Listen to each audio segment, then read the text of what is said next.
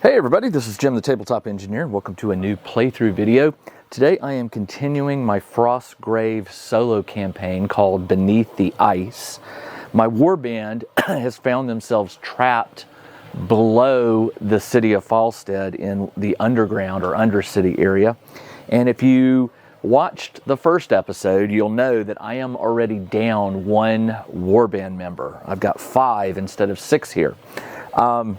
Basically, if a warband member falls in combat, you have to carry them out in order to keep them. They don't get a wounded roll automatically. You have to get them out to the exit and then roll to see what happens. So I was not able to get the chest, and I was not able to retrieve my warband member because it was my archer, and I was not willing to lose my archer at this point. So here is the second scenario. This one is called the Lonely Vault. It's a pretty simple setup. There's a raised pedestal here with a single treasure. You do not have to use a column in your layout. I just threw it on there just for variety. I have 2 ice piles right here, and just like in the first episode, moving over these one time is fine, but if you double move anywhere when you're touching it, there's a chance you might trip or slip and fall. Now, you'll notice there are 2 doors, 2 exits. Here's what's going to happen. When you reach the first door, whether you go for this one or this one, you will roll a die. And if you roll, let me see how this works. If you roll a 12 or higher on one of these, you have found the right door to get out and go to the next scenario. But if you don't roll the 12, then that means the other door is automatically the exit. Now, if you go to one of these doors first and you roll a 12 or higher and you find the exit, here's the catch. If you risk going to the second door and you roll a 10 or higher when you get to that door, you have found an exit to the surface, which will give you a break in the campaign, allow you to go up, recruit new warband members or replace dead ones, sell any treasure you might have found, and then when you come back through the same door and you have to get to the other door to get to the next scenario. Or if you want, you could just skip that and say that you come back in and you go back through the legitimate door. But you have to make both rolls to do that. And just like the first episode, these doors are sort of frozen over, so you need to do 5 damage cumulative to a door to knock all the ice off.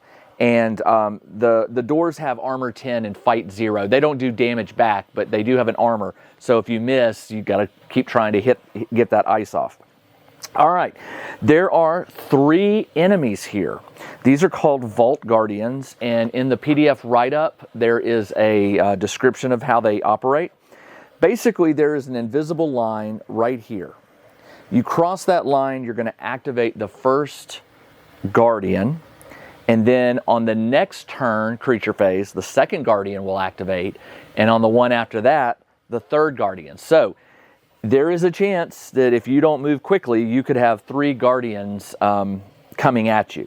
Now, if you climb the pedestal and you open the chest, you automatically trigger the first Guardian, and from there, things will start moving.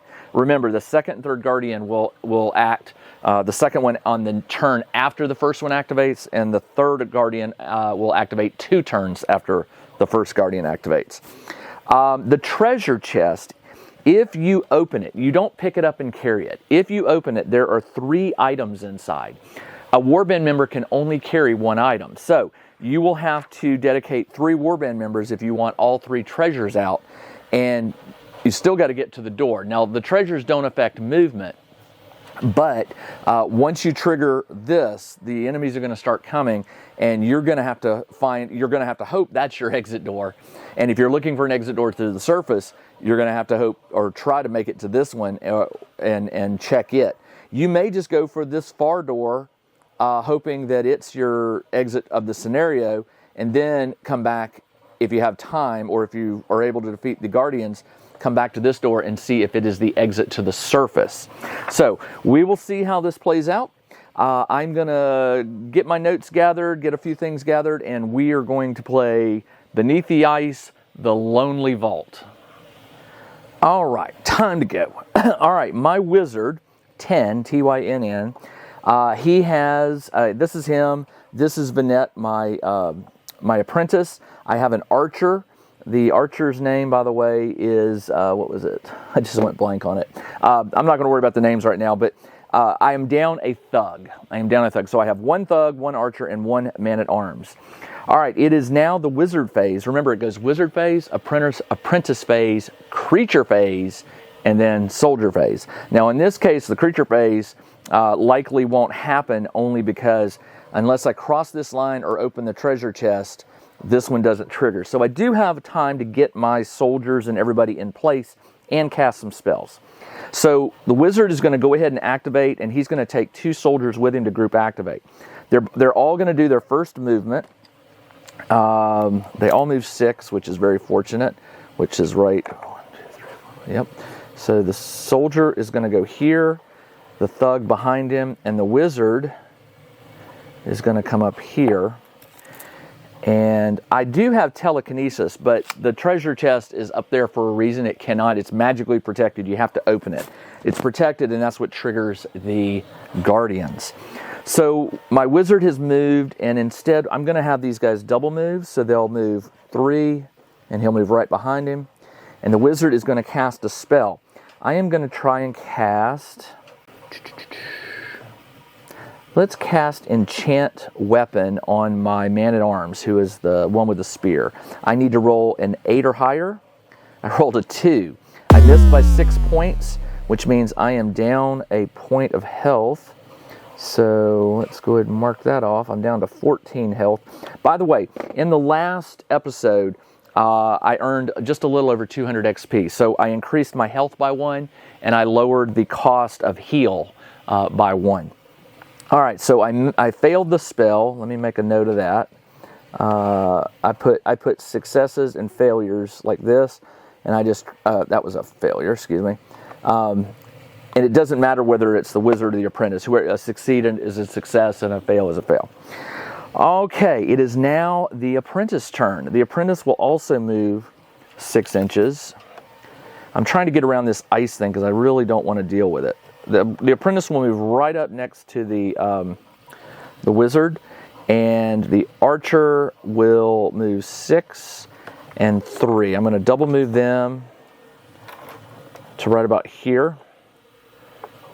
Now the guardians are deep in their alcoves, so he's not going to be able to shoot at them unless he's like directly in line. But by that time, they've activated. My apprentice is now going to cast Enchant Weapon. She needs a 10. I got a 16. So my archer is now plus 3 shoot.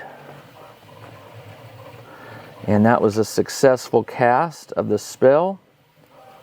And now it is the soldier phase. Well, all my soldiers have moved, and there was no creature phase. So it wraps around to my wizard.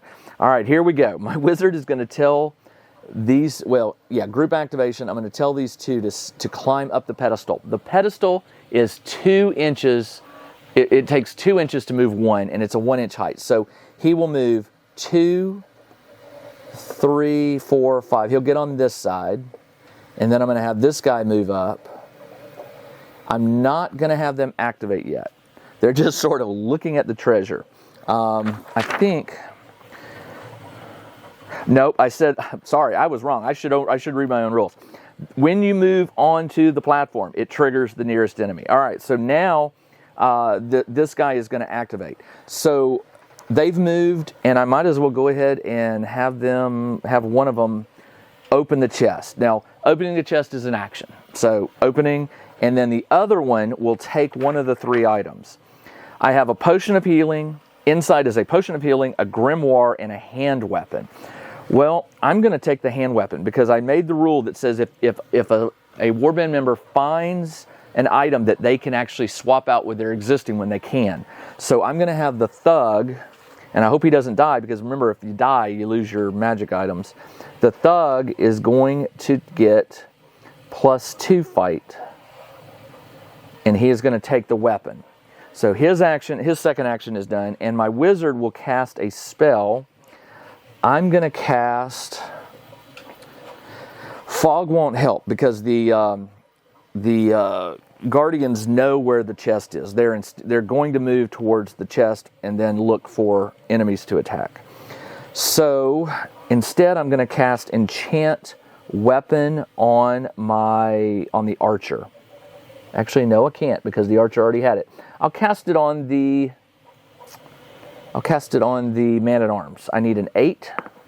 I rolled a 9. I will do it. All right, so the Man-at-Arms is now +4, and I have maxed out the Man-at-Arms. I haven't maxed out the Thug. He could still get an enchanted weapon, or his weapon. No, he has an enchant weapon. I don't think you can stack those. I will have to double check that. Okay, now it is the Apprentice's phase. Well, the Archer and the Apprentice have not gone. So since he's already activated, I'm going to have the Archer make a run for the door. He can move 9 inches, which puts him right there. And the Apprentice, I'm going to have her get away 6, which puts her right here. And she is going to cast Enchant Weapon on the... Well, I've got 1 dead Thug, so my options are limited. The Thug's already got a +1 weapon. The Archer, I can cast it on his weapon. He has a dagger, which he can use to do a fight, not instead of the bow. So I will cast it on the dagger of the Archer. I need a 10. I rolled a 9. I will take a point of damage. I'll take a point of damage to raise that to a, and he has a +2 fight now, and that was another success. Did my wizard cast? Yeah, my wizard did another success, so I've got 3 there.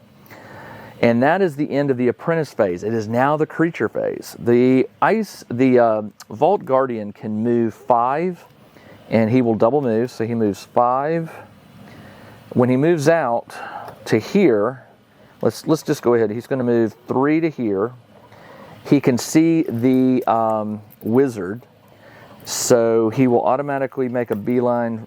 The Archer is the wizard is closer, so he will move 2 more inches towards my wizard, and now he will double move. The ice does not affect the Ice Guardians. They are very heavy and they just tromp on through. So his half movement is 2.5 inches, which is right there. And he is activated. So on the next creature phase, this one will activate. Okay, my turn. The wizard, I need to avoid that guy. So what I'm going to do is I'm going to move 6 to here. And I'm going to cast Fog would work here only because he'll now see these guys over here and want to go for them. I'm going to cast Fog. Fog is a 12. Ugh, I don't like that.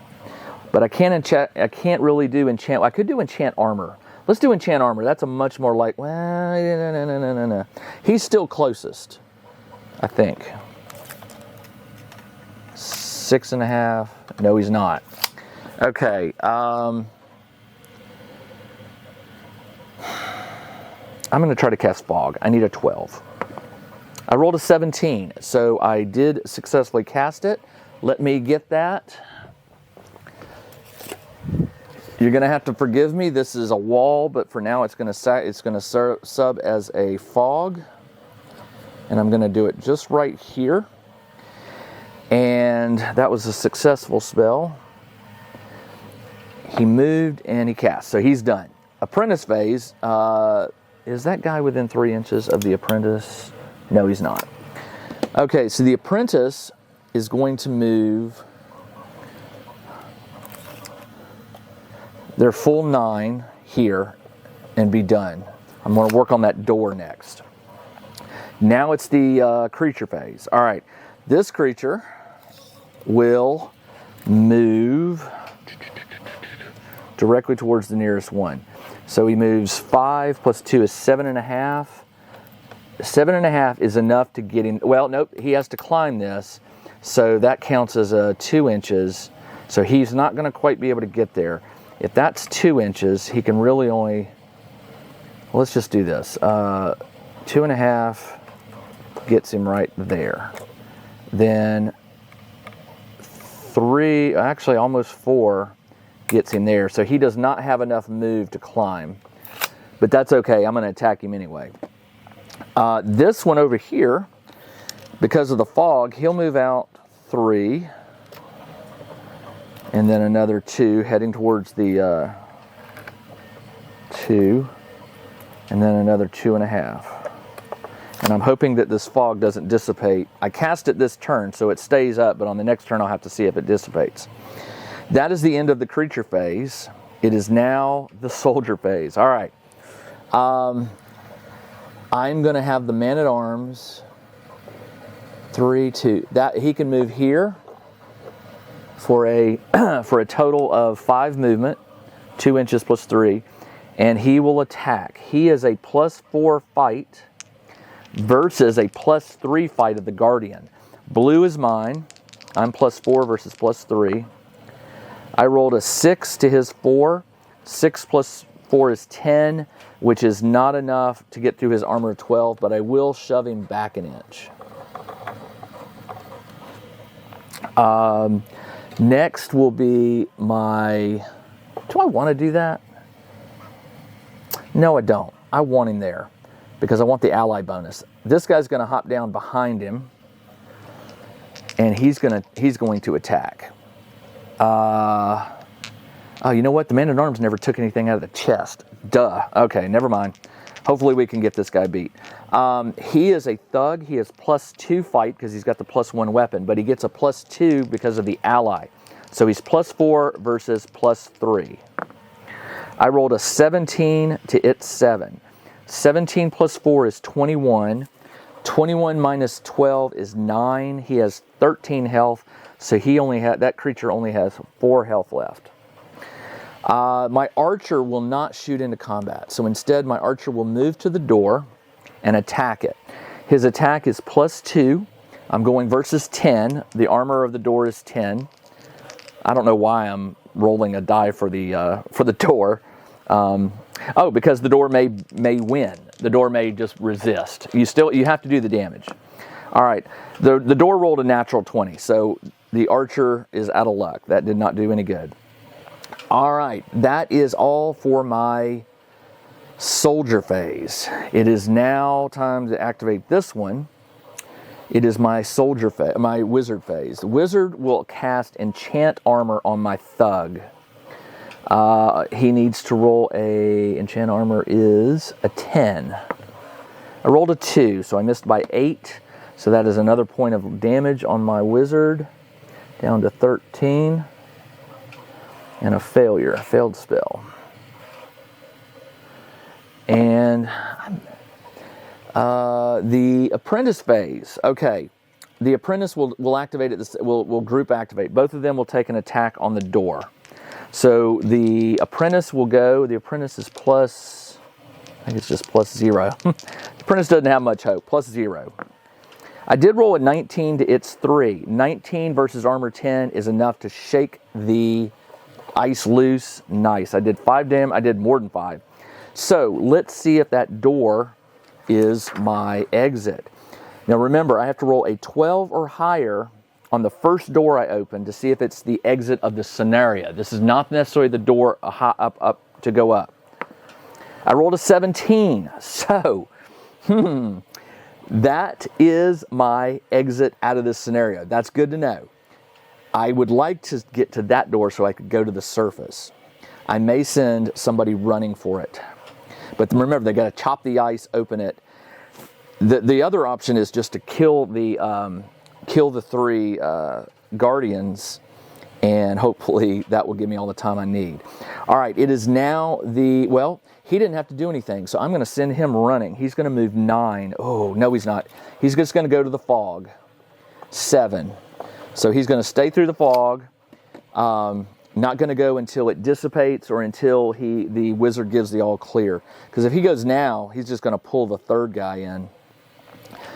Okay, creature phase. Creature phase. This one will attack. It'll attack the weakest, which in this case happens to be my thug. And the He's +3 fight, and my thug is +4. Remember, he's +2 weapon and a +2 ally. So +4 versus +3.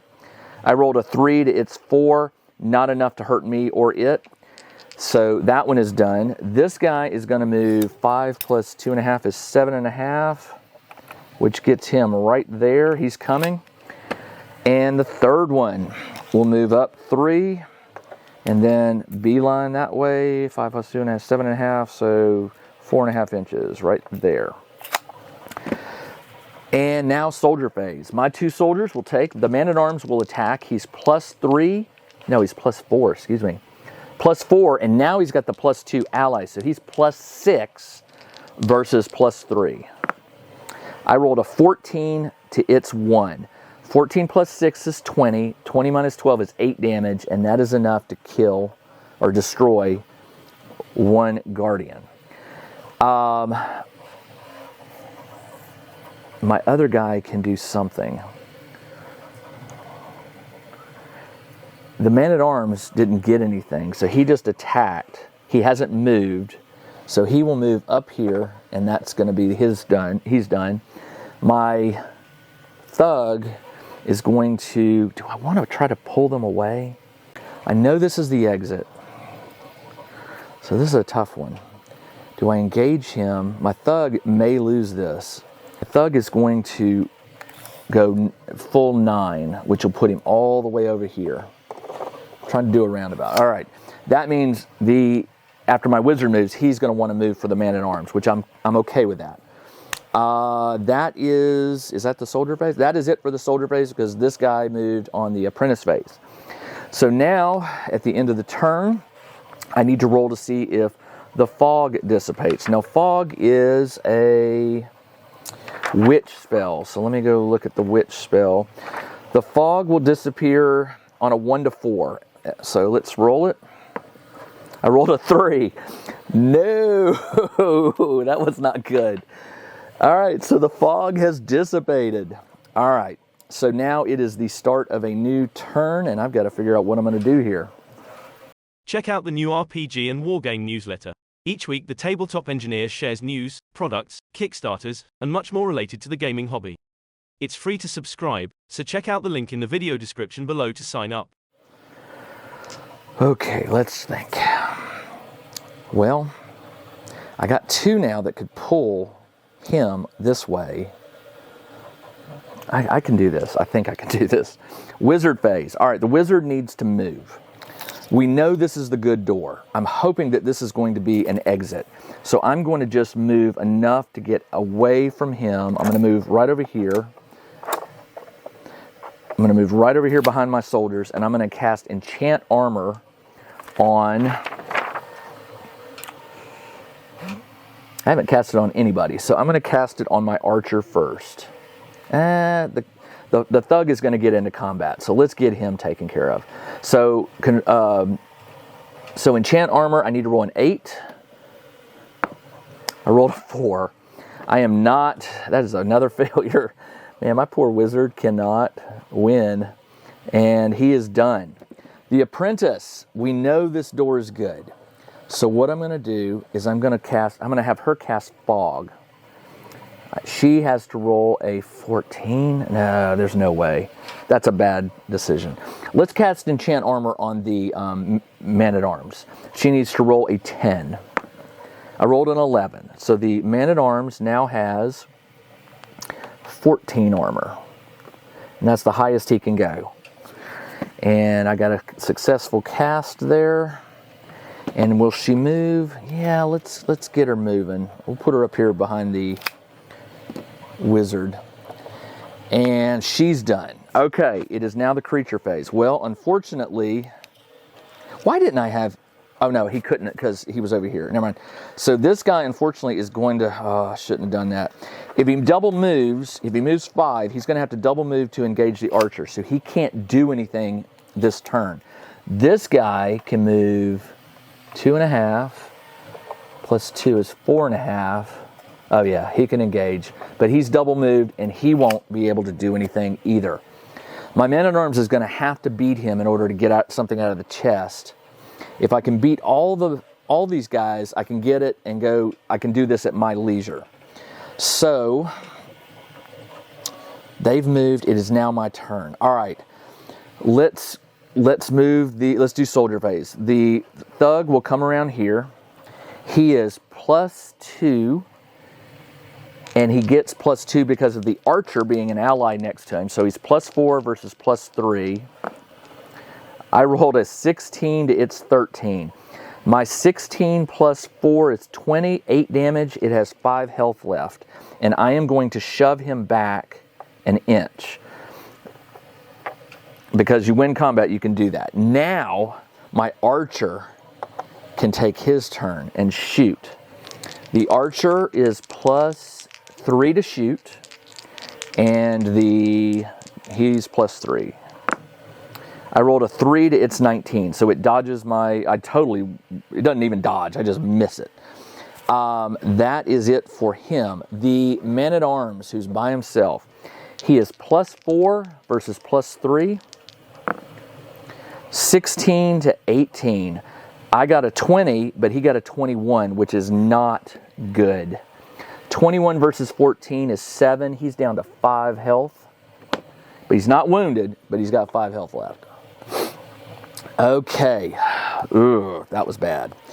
Wizard phase. I need to cast heal. I have heal.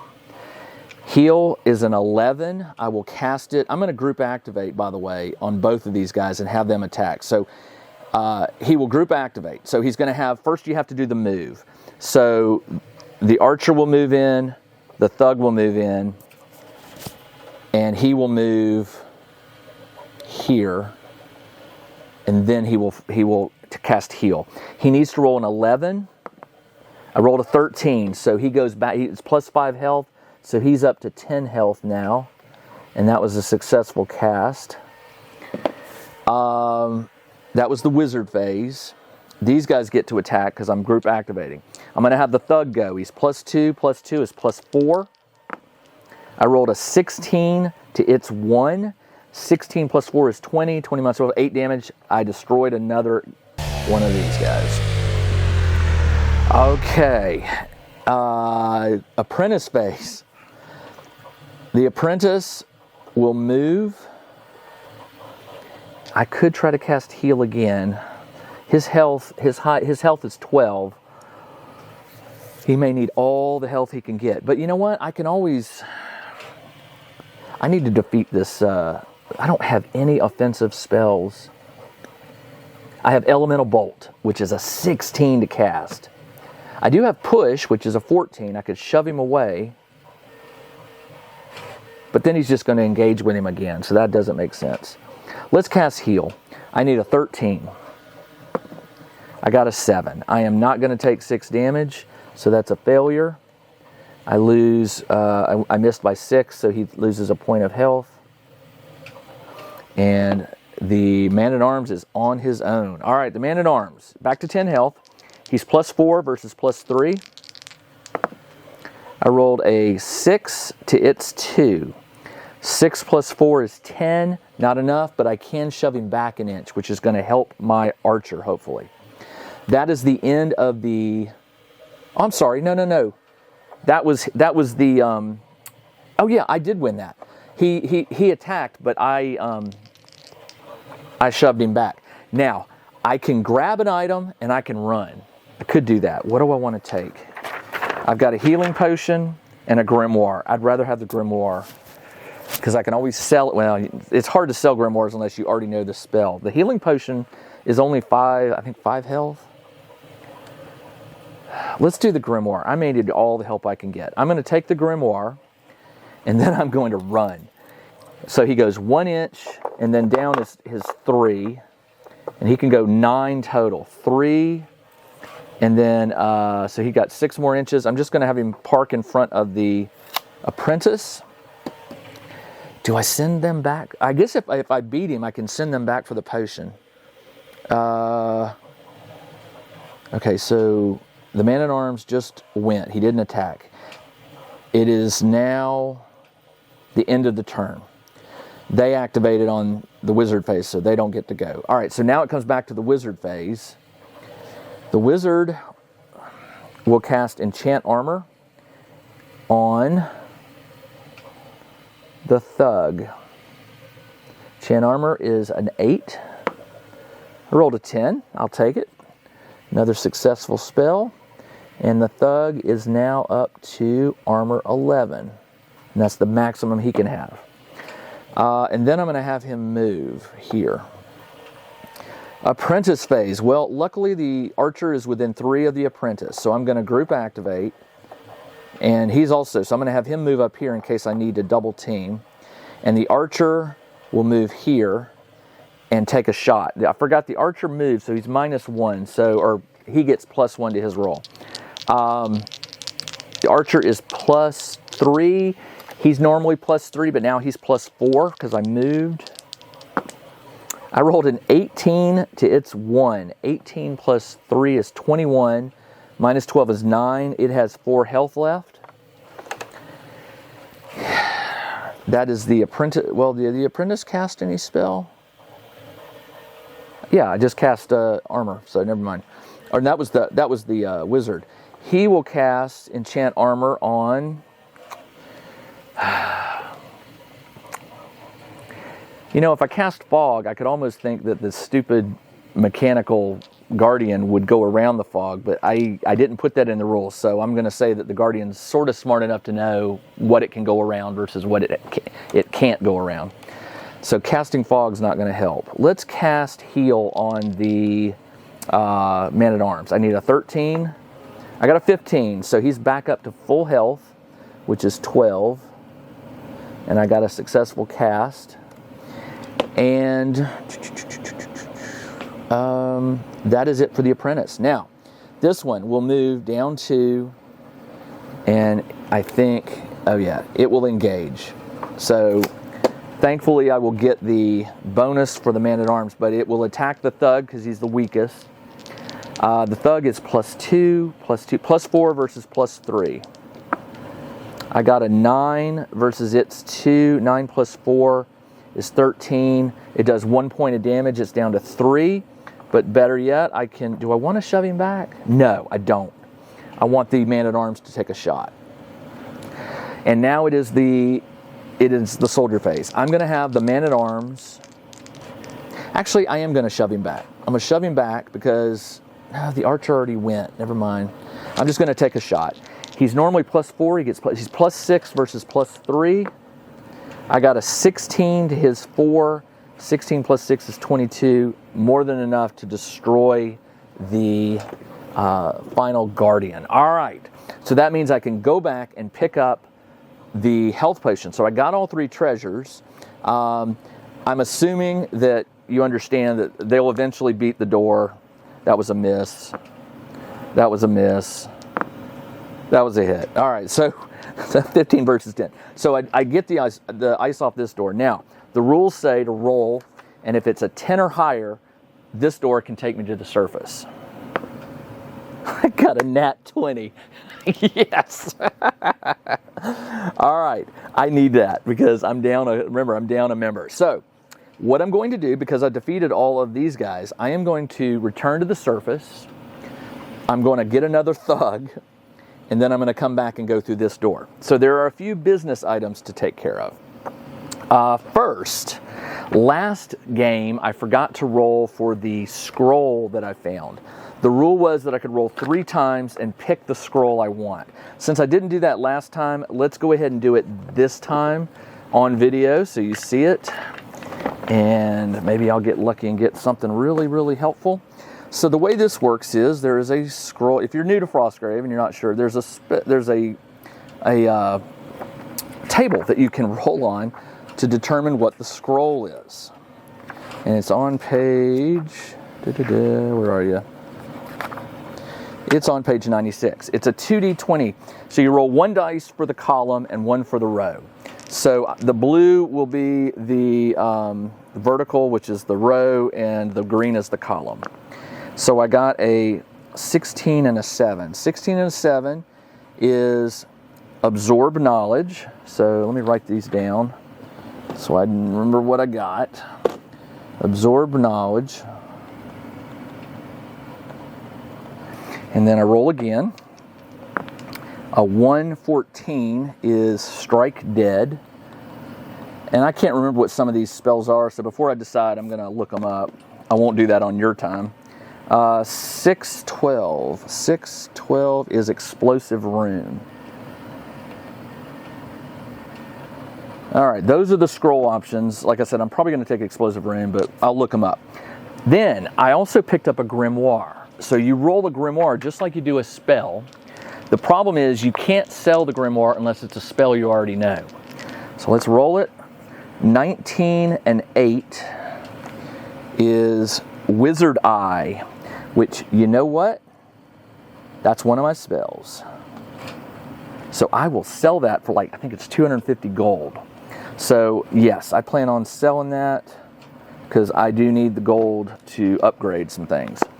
Okay, that is it for the second scenario, the Lonely Vault. On the next scenario, my wizard and crew will return here and go through this door, and we'll see what lies ahead. I hope you're enjoying this. I do hope you're playing it yourself. Download the PDF with the setup of the terrain, the rules, the stats for the Guardian, and all that good stuff. You can download that in my weekly newsletter. It's free. There will be a link in the video description below where you can go sign up for the newsletter. And then each newsletter is going to have a section called Custom Content. And that is where I put the scenarios and other stuff I design for games, and you are welcome to download it for free. All right, that's all I got. This is Jim the Tabletop Engineer. My crew survived 3 hostile guardians, and they found an exit to the surface, which I'm going to use, and I'll be back again in the next episode to see what goes beyond that door. I hope you'll join me. Until then, everybody, take care.